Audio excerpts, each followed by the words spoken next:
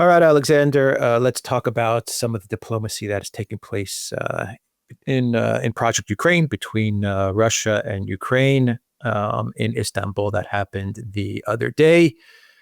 I think it went as many analysts expected it to go, which was that it was mostly focused on prisoner exchanges and humanitarian issues. It was brought up by the Ukrainian side, Umerov, once again to get a meeting between Zelensky and Putin, and Medinsky skillfully shot that down, saying that the meeting's going to take place when we have an agreement in place, and then the leaders will turn up and they'll sign that agreement, a capitulation. That's when the meeting's going to take place. When there's a capitulation, and whoever the leader is of Ukraine, if it's Zelensky or somebody else, then that person will turn up to sign those papers, those documents. But that was pretty much how the meeting went. And then we have the issue on the front line with weapons going to Project Ukraine, the search for Patriot systems.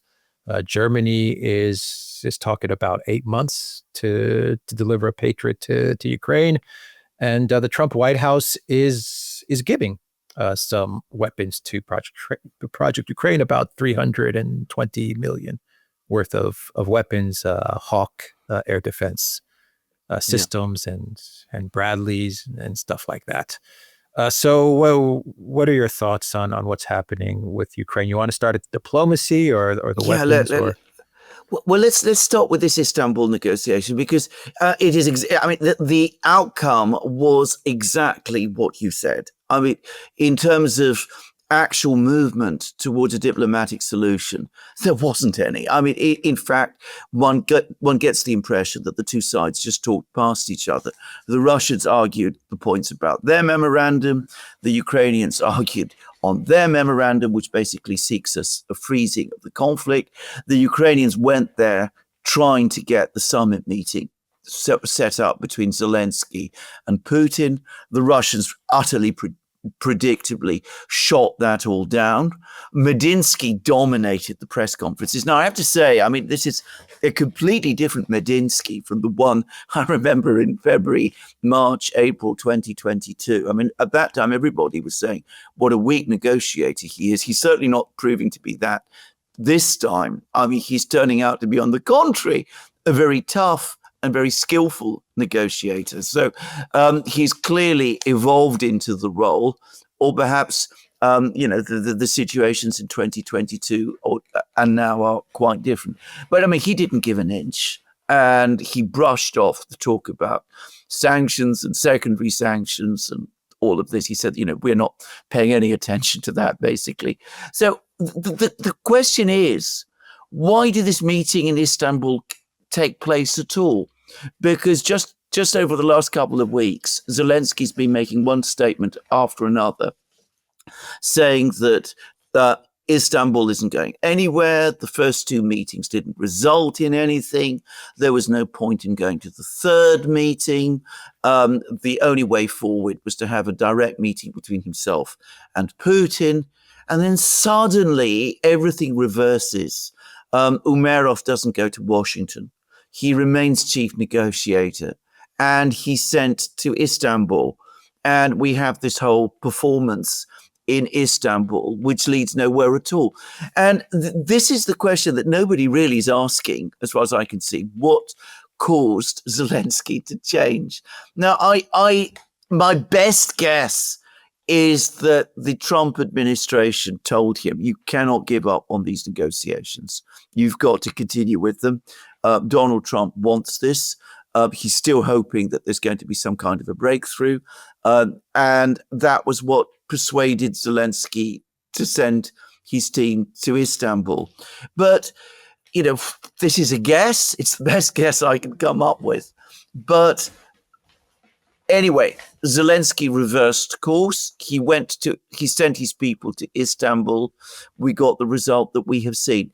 It could be the other possible explanation is that there is growing concern in Ukraine that the situation on the front lines is now becoming worse and worse. And maybe the Ukrainians are trying desperately to find some means to persuade the Russians into some kind of temporary ceasefires or something of that sort.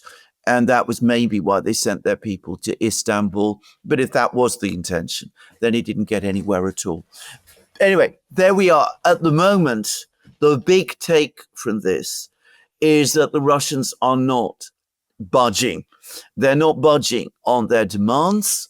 They're not intimidated by the secondary sanctions, the threats that Trump made about sanctions. Another view, and just to quickly say, is that Zelensky may have thought that Trump's statements about the tariffs on Russia, the tariffs on China, that they might cause the Russians to waver.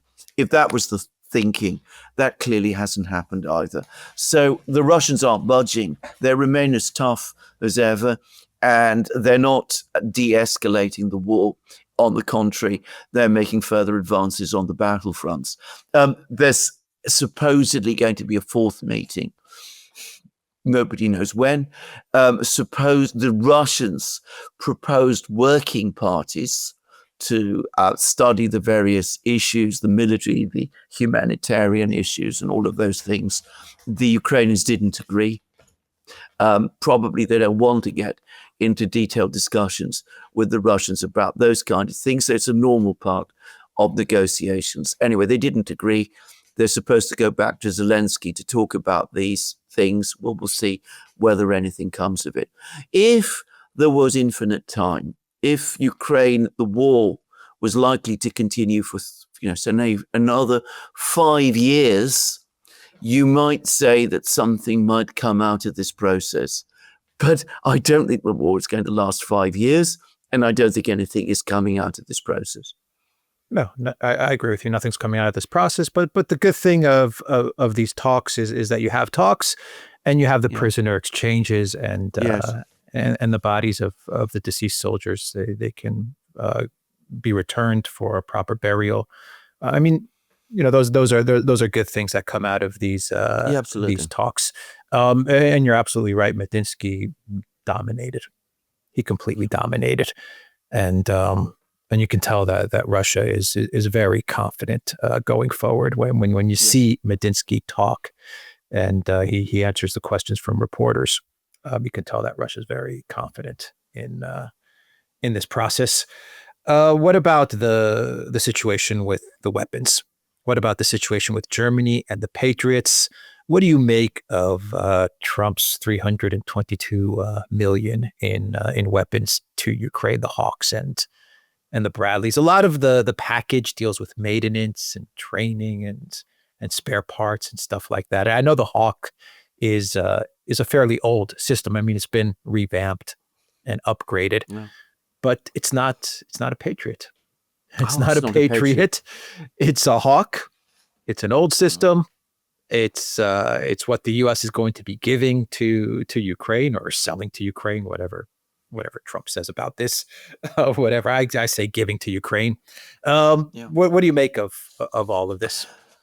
Well, as I understand it, this is a package which is being given to Ukraine. So when Trump says that they're only selling weapons to Ukraine from now on, that's not the case at the moment.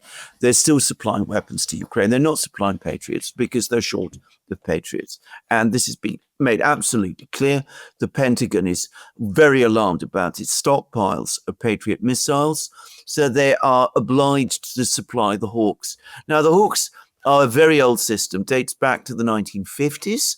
It has been repeatedly modernized. One can't say it is of no use at all.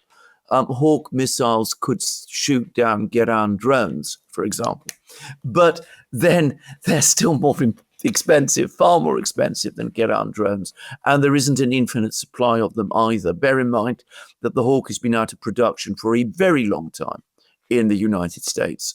So it's a system of limited utility for the Ukrainians, and it is not going to resolve their underlying crisis. Bradleys, by contrast, are necessary. I mean, they are, again, I mean, Syrskyi, the Ukrainian military commander said that they're very, very short of armor, and the Bradleys will be useful.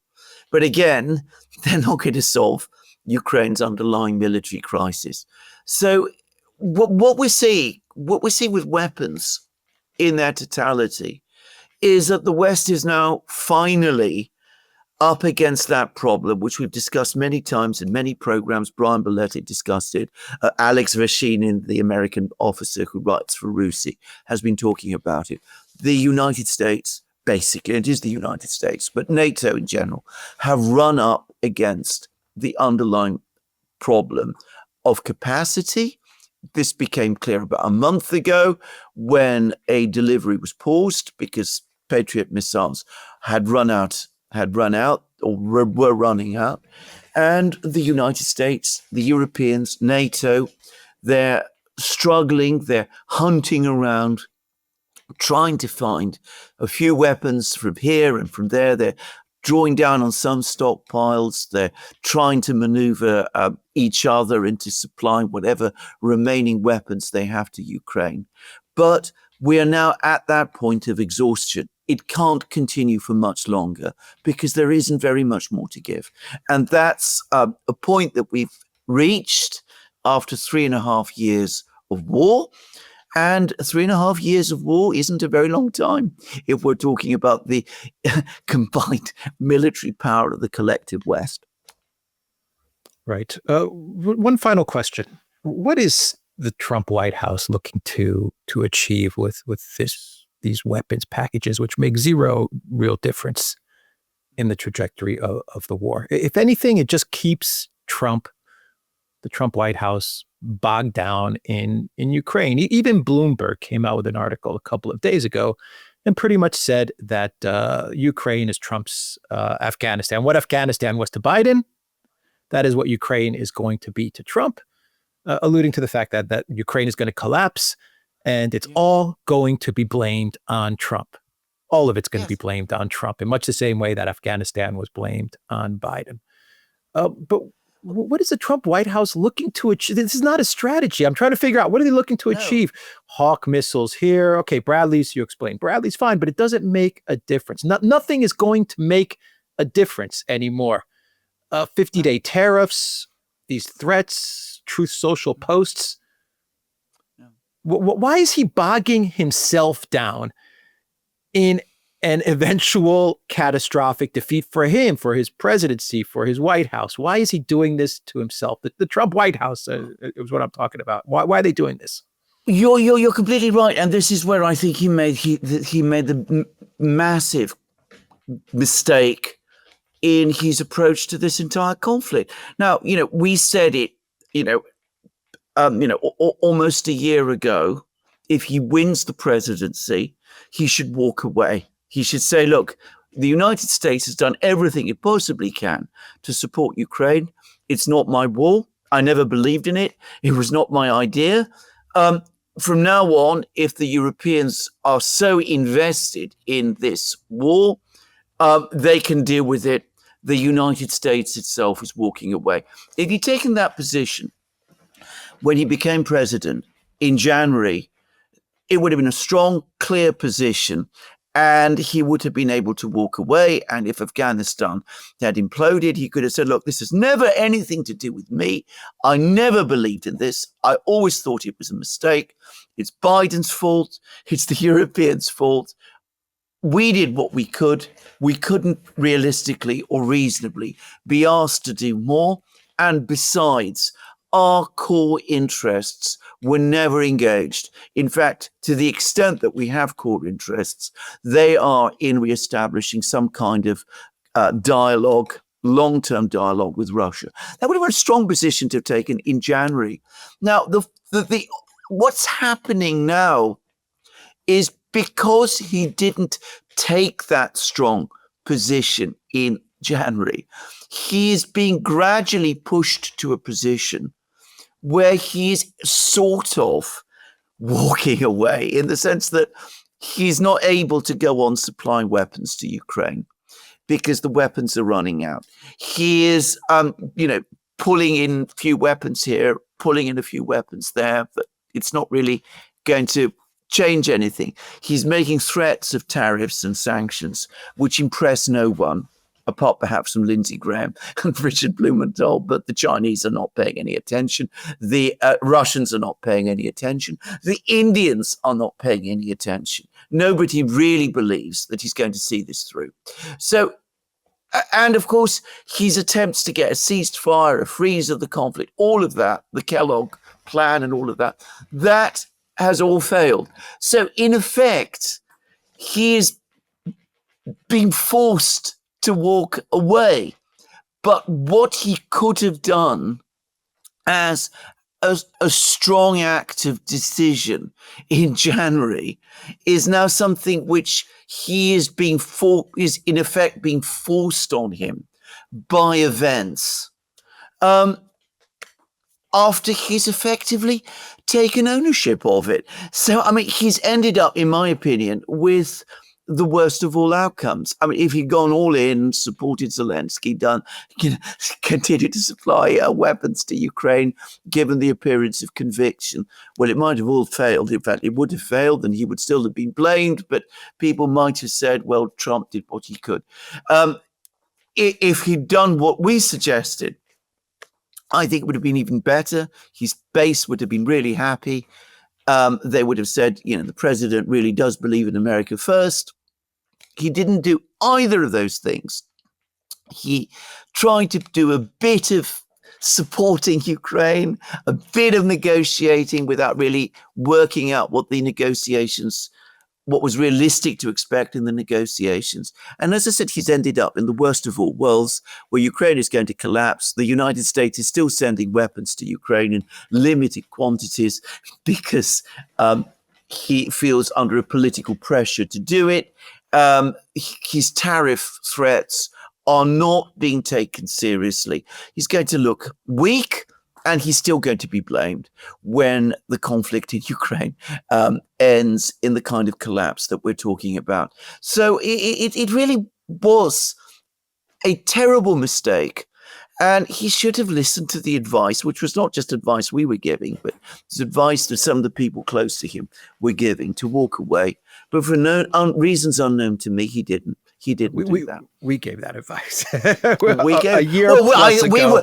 We were the first time ago. We were the first people to. I mean, it's important to say that we were the first people to give that advice. Yeah. But he didn't follow it, and as I said, we see where we are.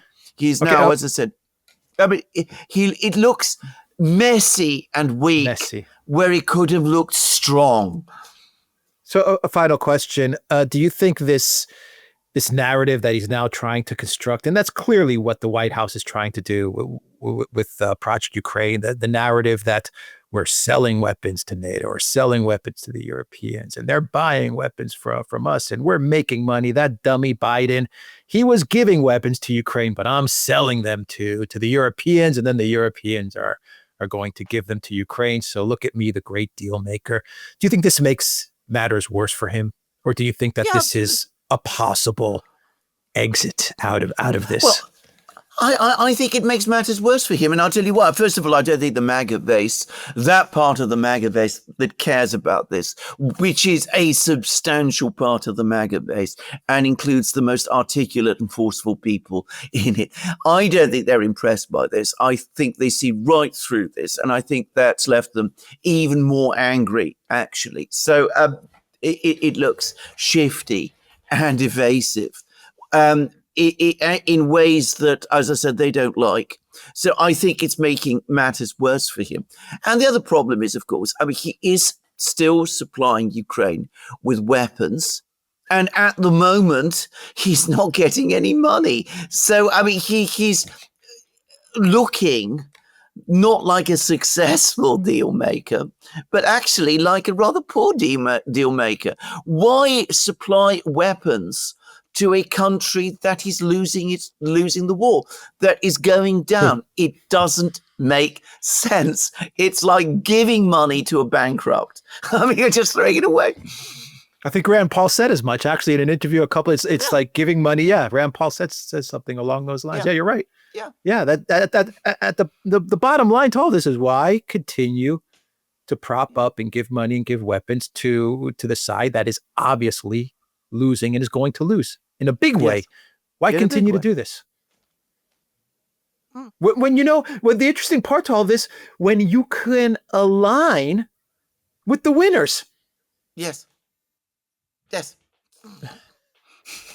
No, I mean, it doesn't make any sense, but clearly, Trump listened to the wrong people. He was given a lot of bad advice. He always seems to have this desire to appear strong, to make the United States appear strong. I think a lot of the clue to understanding where all this has gone wrong is the whole peace through strength mythology, which I should say you were the first person I remember on your channel to point out what a disastrous slogan, because it is only a slogan, that is and has turned out to be. Yeah. All right. We'll end the video there. TheDuran.locals.com. We are on Rumble and on X and on Telegram. And go to the Duran shop, pick up some merch like what we are wearing in this video update. Link is in the description box down below. Take care.